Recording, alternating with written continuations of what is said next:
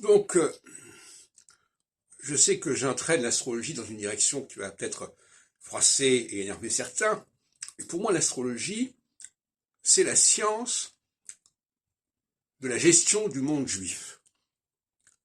On peut quelque part dire que c'est la solution au judaïsme. On parlait tout à l'heure de solution. Oui, l'astrologie permet de gérer, d'organiser la présence juive dans le monde. Mais dans le temps, pas dans l'espace. C'est là l'erreur de Herzl, de croire qu'on règle le problème juif dans l'espace. Voilà, il y a un espace où on va mettre les juifs. Non, mais dans le temps, il y a un espace, il y a un temps où les juifs vont avoir une certaine position, et au moment où ils vont être mis à l'écart, mais c'est dans le temps que ça se situe. Voyez-vous, donc toute la question est là. La solution juive se situe dans l'espace ou dans le temps. Alors moi je suis pour la solution dans le temps, mais beaucoup de sionistes sont pour une solution dans l'espace. Et on a vu ce que ça pouvait donner au niveau des conflits, etc. Donc il est plus facile de gérer l'organisation dans le temps que dans l'espace, quelque part. Et d'ailleurs, le système démocratique prévoit une alternance, donc dans le temps. La démocratie, elle se situe dans le temps, plus que dans l'espace, normalement. Normalement, même, à la limite, la démocratie n'est pas là pour gérer la spécialité des personnes.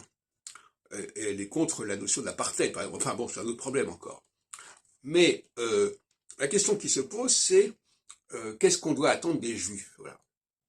Et moi, je dis que les Juifs sont porteurs de vérité.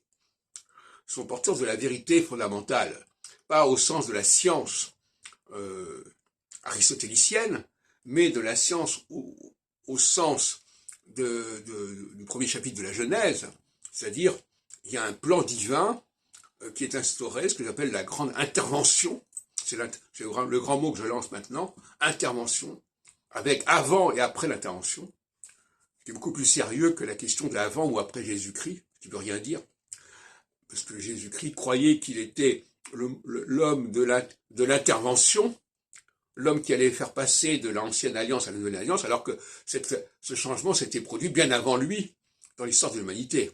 Donc là, c'est ce que j'appelle le recyclage des prophéties à son avantage. Donc effectivement, on attend des Juifs qui servent de repères à certains moments, qui sont l'élément solide de vérité du plan divin, de connaissance du plan divin, et ils rappellent à l'ordre, en quelque sorte. Et ça, c'est la période équinoxiale. Et quand la période équinoxiale de 7 ans, on pense aux 7 vaches grasses et aux 7 vaches maigres, s'écouler, on remet les Juifs un peu de côté, c'est un peu comme ça de Coriolan, vous savez, on appelle le général, et puis à un moment donné, on lui demande de se retirer. Les Juifs doivent bien comprendre qu'on est dans le domaine du flux et du reflux, comme dans les marais.